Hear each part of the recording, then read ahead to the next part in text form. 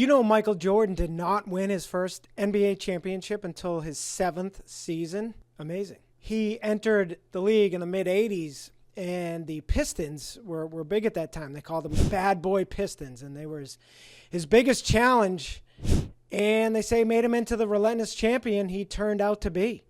You know, Jordan said in his documentary, he said, "Oh, I hated them." He said, and that hate carries even to this day. And there's a inspirational speaker named Eric Thomas that speaks to that. He says, I'm going to do my best impression of him. He says, "The Pistons created this monster.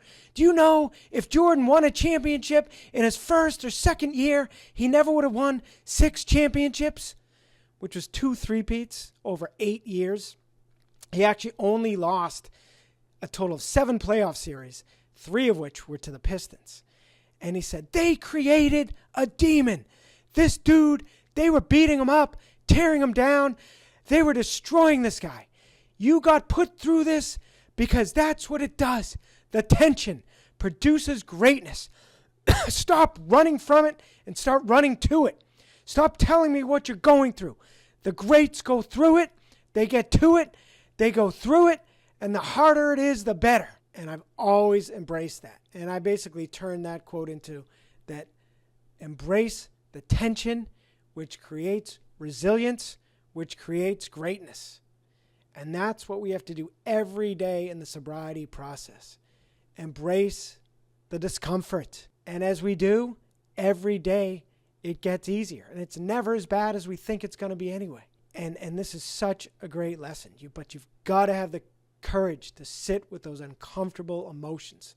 I've spoken about this before, but I thought about it recently because of a quote I just read that said, "Never underestimate the power and strength of a former addict. We may have narrowly escaped a burning building and still smell like smoke, but everybody knows we've walked through the fire." And it's true. We've been through the worst of the worst. Sitting through discomfort is easy in comparison. I was reminded of that yesterday, just at a family affair, but it was a lot of family I hadn't seen in a while. Normally I would feel uncomfortable. I didn't. And as people say, the most it's going to take in any environment like that where you're socially anxious, say at a social event, is an hour. And that might sound like a long time, but you'll get over it. And then you'll start to invite it. I started to invite the tough questions or the awkward situations throughout the day. It will make you stronger. And every day you don't drink, that voice gets weaker and you get stronger. So circling back to Jordan, those Piston challenges made him who he was. And my favorite quote is, of course, if it doesn't challenge you, it doesn't change you. And you've got to shift your mindset. When you've got a hard thing to do or to go to attend, you have to embrace it and say, wow, this is a great opportunity to make myself even stronger. I wish I had a wedding to go to. To me, that's kind of the ultimate sobriety test. I did go to an open bar party. Nailed it. Now I'd love to go to a wedding. In lieu of that, I just need to go out somewhere dancing, sober, do that, as well as sober karaoke. So note to self. But you got to be careful. Early sobriety, you got to go outside your strength zone, but stay inside your comfort zone. That is so, so key. But overall, the motto, write this down, plaster it everywhere, embrace the discomfort.